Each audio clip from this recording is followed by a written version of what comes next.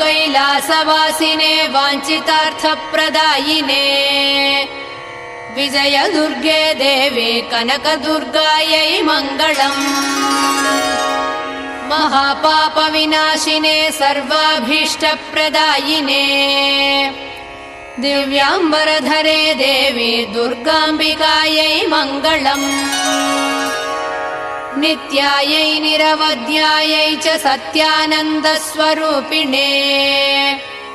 विजयवाटीपुरिनिवासिने दुर्गाम्बिकायै मङ्गलम्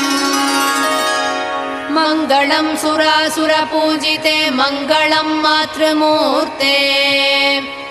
सर्वमङ्गलस्वरूपिणे देवी दुर्गाम्बिकायै मङ्गलम्